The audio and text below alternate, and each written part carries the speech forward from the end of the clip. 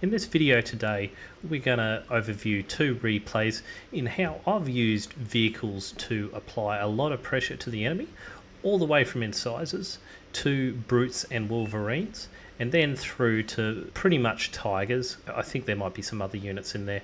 And we're going to have a quick look at what is really a good aggressive strategy on the glitters map, because the meta of glitters, I guess, and why it's popular is because of the narrow lanes, allowing there to be some backline and some different roles, having this quite defendable, so not everyone has to be front, and if they do have a front, it's not too much real estate to deal with.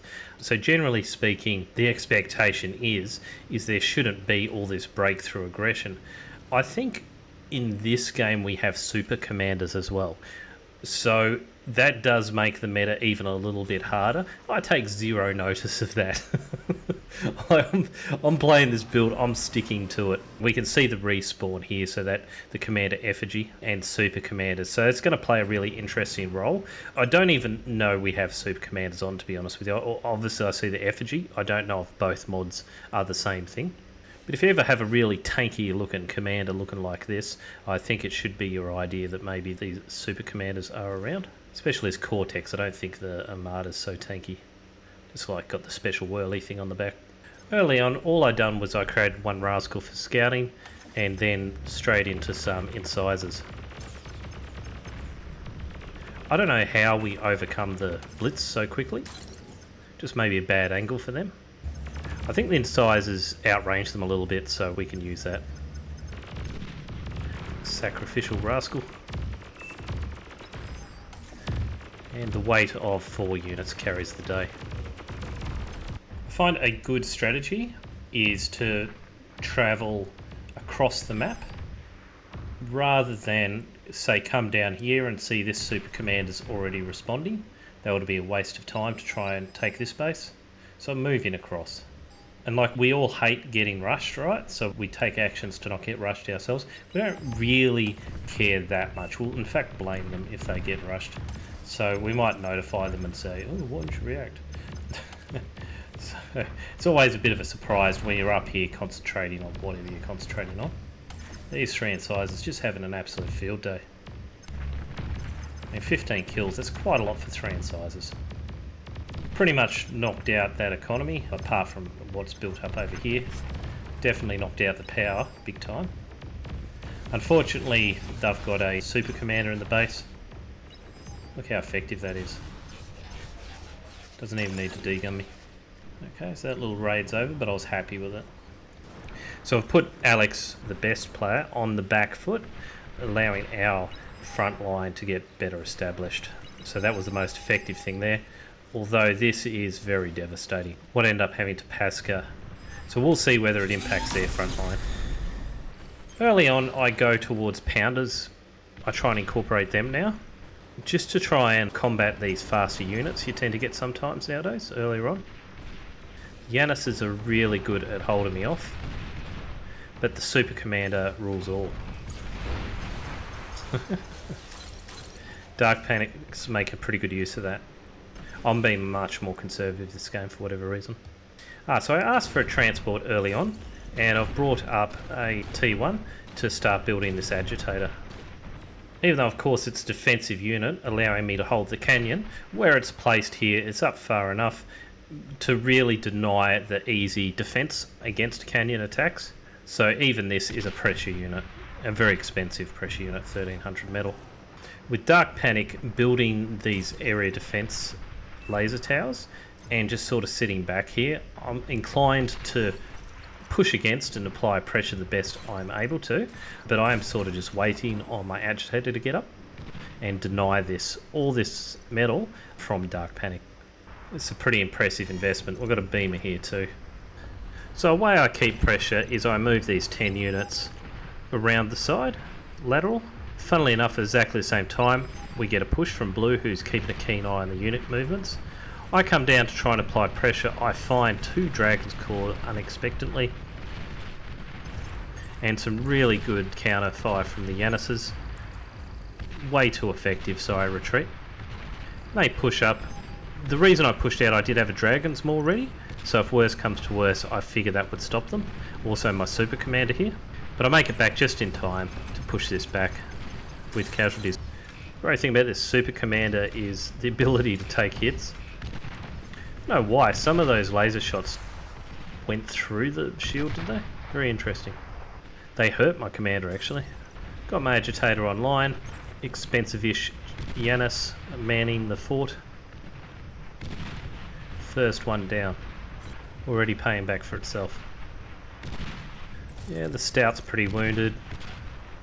Yep, area control cannon is down. So we're now at 600 metal lost. Oh, tank down, not sure who got that, but our Wolverines are starting to work. I think the Wolverine got it. Looking at it at the current moment, I think I could have pushed on a blue player quite easily. I'm not sure why our front line didn't, but that's where I can go. Oh, here they are. Here's all the tanks, they were just hiding back here. Now, the blue player is very dangerous, so I'm mindful of that, so I want to try and push through this area and exploit this weaker flank. Here we go. I think the agitator's paid for itself, and the Wolverines are just beginning their grisly work. They've got a counter gauntlet up, but you will notice with the gauntlet it will never reach my agitator, I don't think. No, not being up on the hill. So that one, that's an expensive investment, and that's down too. In a really tough game, this agitator comes in handy. Looking at it, the Wolverines would have been fine by themselves, but still, it's a handy bit of defense I've got here. I could have even reclaimed it. And 13 kills, that's a good risk to take. See these ticks move through and cause me to fire on myself. So the enemy's got quite a good shuriken force, just waiting for me to pop forward a little bit too far. But Dark Panic's got it all in hand, the Super Commander. I'm a bit puzzled at this point. I'm trying to kill him. Just won't die. Of course, sometimes the only way to beat a Super Commander is your own Super Commander. Dark Panic does a Dark Panic. On our team we've got a Dark Lord. And on their team they've also got a Dark Knight Alpha. So, these Lords of Darkness are with us. Such an effective reclaimer, the Super Commander. Just multitasking like crazy. So a little bit of a mistake from Dark Panic has set the rally point up here. And sacrificing their Wolverines, or Shell Shockers. Just sort of noticed the mistake and moving them back to this rally point now. I actually think I missed the play. It's super annoying in these replays, you can't rewind. But because they were rally pointing their Shell Shockers up here, I ended up firing on myself and just about completely killing myself. So it did sort of work, their rally point, in a way no one could have expected. The only issue with artillery is that you've got to be super aware while using them, unfortunately. It's another APM draw or awareness thing you need to be aware of. By the same token, blue made the right play, which was to send through and pester ticks. Probably didn't send enough in the end, but that would be the best play against Wolverines, rather than expensive sacrificial Shell Shockers. So blue's a bit demoralised, said this was a disaster on all fronts. The Sheldons have just been an easy counter to this sort of blob of T1 and Turtle. It's a bit weird. This blob of T1 that blue couldn't really break out of because of all the pressure being put on the different fronts. Even a resign comes up. It isn't looking great, but I wouldn't say it's totally dead yet. Remember this player that didn't go very well, I sort of wiped out their base early on? Well, now they've completely blown up, so maybe that pressure worked. Blues had to pull back. Early pressure always works, guys. At least that's what I'm seeing. Dark Panic I'm sort of bamboozled by, but it's saying that only has one kill. I don't know if that's right. No, it must have respawned. He must have died somehow. This doesn't seem right. One kill. So this run-by doesn't do too well. They don't always go too well. This was just unlucky in the end to be sort of wedged between two commanders. You know, ow. And my T1 / T2, I think I had a couple of Tigers, just didn't have enough grunt in it to get through the two super commanders. It's a latecomer I've sent down here a little bit too excitedly. Yeah, what a waste. So I'm glutting metal a lot. I'm doing a lot of things not right during this playthrough. I think I just didn't have enough construction turrets. I do tend to forget about that, as I do everything else. So if I hadn't had that glut of metal, and with all this reclaim here, I should have, 10 Tigers here or more. Now I'm aware of this eco down the side, and these two commanders here at this point. I see this commander pop over, and at least go invisible, so I'm sure I'm going to get D-gunned soon. I just can't help myself, I have to come back to get the windmills. So this team's doing a really good job of hanging on still. The backline's coming into support now and standing up to the latest aggression. Though this doesn't look too good, Mr. Dream has found a loophole. The Shurikens can't defeat so many ticks. No, I'm wrong, they can. As long as I've also got a dragon. The air has been fantastic ground support this game. Finally, I've killed the commander, so Dark Panic's down here. So my last run-by didn't go too well. How's this run-by going to go? 3 tanks. It's doing okay, but Dark Panic's back, firing at us. Ah, this Mex is blocking us. Oh, there we go. So some run-bys are terrible, some run-bys are way, way too good. Interestingly, these bulls were pretty much immune to that fallout. So, I'm not too sure why. I built Quakers here. We're going to see how they perform. The DPS isn't the best, but their range is okay. They don't really have any health to speak of. It does add up these shots. Their one shot does do quite well. And it's got area effect, not too much, but enough. In the right place at the right time, a Quaker is quite devastating. Also to my own forces, you know. Watching this, I don't know if I can really recommend them apart from when you really need them against, say, Sheldons or something. This Marauder, speaking of the right place, right time, actually quite devastating. Holds me up. I think I'm just getting too close to this guy's base. My Quakers are still here somehow because I think they were dealing with my Tigers. We managed to snipe their fusions. So that range does come in pretty useful. I don't think I've got a Tiger here. I think it's all over at that stage. So a fair bit of aggression there. Pretty effective. Particularly the early aggression counted for something. This is the first real game I've been properly aggressive on Glitter, and I get my first bull. So there you go, it does actually pay off. You don't need to be eco to get bulls. You just got to play somewhat okay. Not everything was a raging success, but enough was to really pay off. Okay, so let's look at the next game with an aggressive play and see how it goes, primarily with these units yet again. Okay, so we start off this game with some interesting art. I'm not sure what this is supposed to represent. I think it's a very, very happy person. Always happy to see an eager air player. Doesn't matter the OS, if they're happy, go for it. I'm very pleased to be next to our leader, our blue player at the top. The clan name is COC, so I'll leave it up to your imagination how that phonetically sounds. I have 4 Aussies in the lobby, and Marvoa calls me out and said, hey, it's roguelike. So I've been YouTubing this game for, I don't know, 2 weeks and already getting some lobby recognition, which is good. I'd expect Aussies to know who I am because of the algorithm. This was just supposed to be a practice game as I try and nut out vehicles and really hone it. I get a lot of feedback in the comments and say do this and do that, and I'm trying to pay attention to it and test different things out when I do these practice games. In this case, everything works a little bit better than I expect, and so I figure I might as well throw it out there to the YouTube community, particularly to noobs who might be watching this. Look guys, Bar's a free game. You can donate to it. I encourage you to do so because you rarely ever see games of this quality, especially in alpha release. Build on some really fantastic fundamentals, have it all come together so it's super fun, and then have it free so it's going to get absolutely huge, the way I think about it. So recommend it to your friends, support them however you can, because Bar's trying to do something a little bit different from all the other games, and I think it's going really well because of that. I come in from this angle to try and get the most basic defences out of the way. We've got 1 blitz, does okay against one of my sizes. If they get in range they can be trouble, those blitzes. Construction turrets first. Build power's so precious this stage of the game. Yeah, I make the old mistake, don't I? Am I far away? Yeah, I'm far enough away. I actually hurt their blitzes, so that wasn't bad. Very fortunate if you can blow up buildings on your enemy. Not too bad, we fairly managed to damage this player. I was hoping to damage this player a lot more, but we do get some effective shuriken pressure. In the end, I think we take out 2 windmills and a mech, so nothing to note here, but I'm pretty happy with what we've done. If I go back and see the damage efficiency in the end, we're talking 190%. So I'd say it's a middling. I'd say you have to get 400% damage efficiency. Maybe easier to get with goons than with incisors.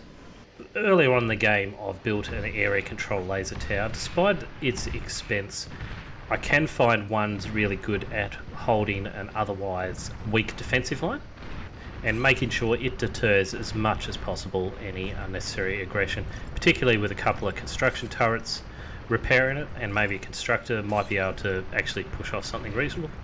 Play against us isn't really paying attention and it suffers just trying to hold the line. Canyon has recovered quite nicely, especially Idiot Mink. Perhaps I should have tried to take down this vehicle plant and set them back further. Idiot Mink has managed to erect quite a nice defensive position here. Look at this. Idiot Mink, however, not well equipped to take on the Wolverines. So up against a very good player. We should see this defensive position degraded quite a lot. Oh, these blitzers don't really take down much, do they? Incisors are quite good guards, aren't they? Like the anti-blitz tank. Oh, in the meantime, I've launched forward with a lot of aggression. Saw a bit of an opportunity to blast past the bad patch and go on the attack. Trying to do a successful run-by. Only 2 tanks so at the moment. Not quite enough.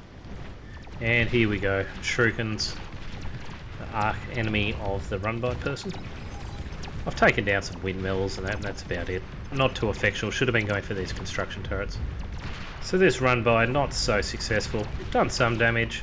Put them on the back foot.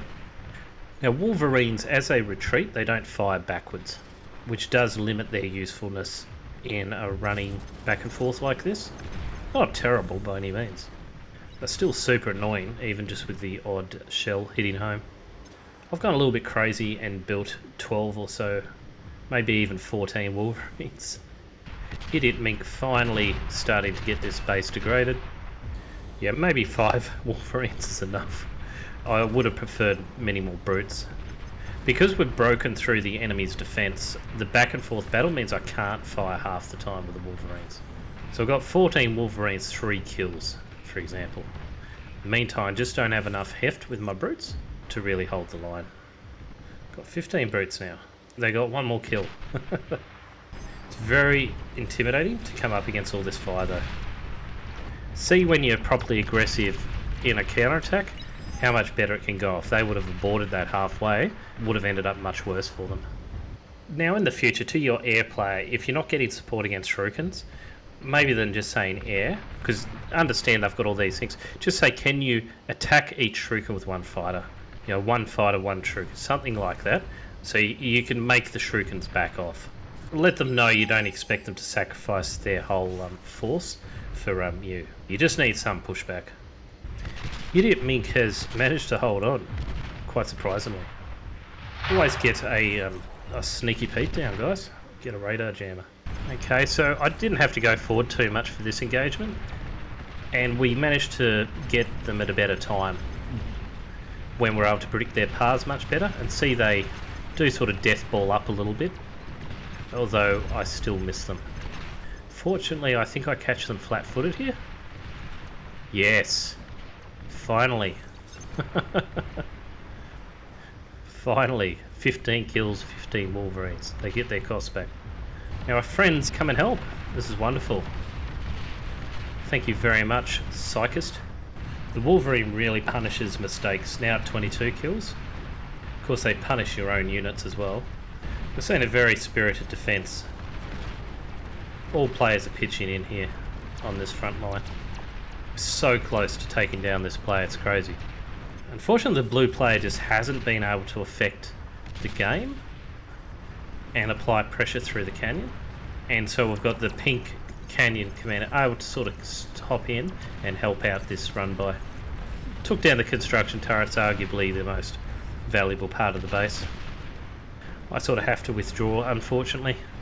I've had a forward thistle just to stop that extreme air aggression. It worked okay. It's got like 12 kills, so definitely worth it. Look how depleted the other lines were just to support this invasion. Everyone pitched in, and that's why they managed to push it back. That's all you have to do, and if you're a player that doesn't help in this situation, is why your team fails. You've got to have map awareness on where the aggression is. I think Turs, the blue player, is... What's this? We just have this heap of gunslingers sitting here. Maybe this is, newbie rank, because they don't play like elite players to me, these two guys. And sometimes when you're a newbie, you can get really high OS for some reason. And on 2 and 3 chevrons, yeah, that's perhaps the reason here. I mean, when you make a line of gunslingers just sitting there, like, yeah, now I can see why we're not breaking through. So again, they've established this vulnerable front line, which my Tigers absolutely punish. Yeah, fantastic these units are. They're supposed to be lower DPS. Against what? Compared to what? As long as you get about 10 of them, they're so painful. They just started and already 16 kills, 2021. It's taken basically their air force to push me back, and that's why I've built this eradicator, to try and protect myself as I retreat from too harsh an attack. Okay, so we see these units move while Ironad retreats, interestingly, into a well-defended canyon. Look at this. All these blitz. Then you got all these missiles hitting them. This is crazy. And then the air just super easy able to shut it down. Yeah, there's a little point waiting that long. This Tiger Ball has 31 kills now. A little bit the worse for wear. Oh, here we go, the gunslingers. Never group them up, huh? Oh no, they sniped the commander. Are they gunslingers? Yeah, welders. Against prepared defensive positions, it can be really hard to break through the canyon. I try my hand anyway, because I don't really want to face yet again the Shurikens and now Wasps. If we look here, I'm still under the air cover of the Eradicator, whereas up here I'd have to push way too far forward to get to their line. I brought up a Tremor also, with the idea of breaking all that defence. So I saw this before, there was a fair collection of forces here. I expect these to move off though, and eventually I think they do. Yeah, here they go. Who wants to be bombarded to that? And they move them over here. Just in time to be retargeted again. The Tremor is such an awesome pressure unit, and effectively able to wipe up defences. Okay, I go on the attack with my Tigers. Let's see how effective this is. 2 blitzers and about 16 Tigers. A lot of them I haven't even managed to heal up actually. That's okay. Their quick response force is quite powerful actually. These termites and spiders I always have a hard time against. Don't think they have the numbers though to be a real threat. Of course air comes in to save the day. Maybe just a touch too late. Yeah, and see, pink was off elsewhere rather than guarding their territory like they should have. All over here. And when you do fight for your neighbours, this does happen to you. You sometimes have to be quite selfish. So we've taken down this player properly this time. These windmill farms were always going to get taken down, guys. I've just sort of run out of steam again by coming down to the more dangerous player. Will we get this? Yes. I think that's an excellent run by.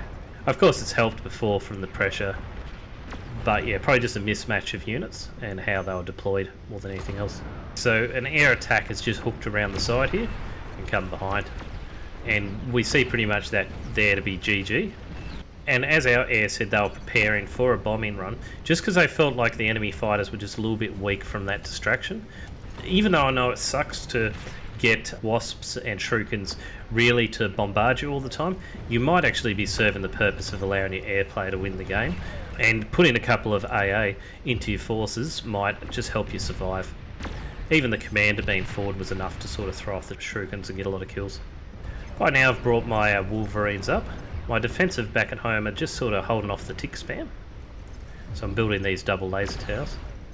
Yeah, easy. They've brought back, I think, some Tigers themselves, maybe resurrected them. I see blues all over this, so I'm going to head right, and finish up what's over here. The Shurikens try and hold me off at the end. I don't think it's enough. When they're not super commanders, they die pretty easily. Although people are saying it's GG, it's not quite GG.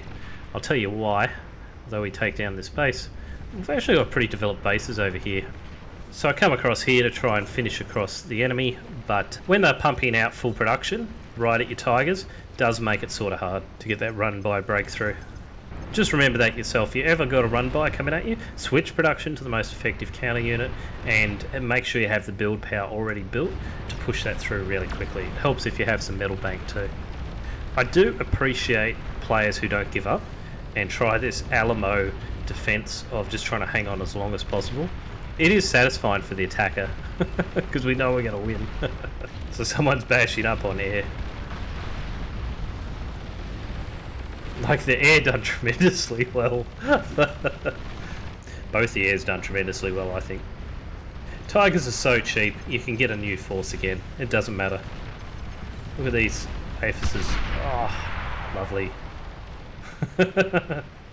Yeah, I pretty much think that's GG. It's like a minute away now, if that. Oh, look, there's some nice art. Thanks for watching. I hope you learned a thing or two and enjoyed it. Leave me some feedback in the comments. If you find that aggression works for you, what do you think of the Tiger? Is it really an OP unit? And Wolverines, I'm a bit on the fence about them. After I went with Mangonels and thought they were doing all this work and realised they weren't, I'm a little bit like that with Wolverines now. But Wolverines definitely do serve a huge purpose in busting down defences. It's just maybe going 15 is too many. 10 is more than enough. What surprised me is how effective 5 incisors are. Rather than just sort of keeping there and manning the gates, just do it with some bikes or whatever they're called, 3 of them, just to see when you're likewise getting pressure put on you, and try and put pressure on the enemy. Do it the best you're able to, because I think rather than having the 5 incisors here for the defensive purpose and then reclaiming them at some spot, yes, okay, effectively you don't lose money in the end, but you've also not pressured the opponent, which, if you look at it, is invaluable, especially when done right. More so the other game, when I was able to come down here on a diagonal and pretty much get rid of one player, make them super weak in the end, and hold back their best player, blue, and so that was worth its weight in gold. So if you enjoyed the video, like if you want to see more, subscribe, and I'll see you next time.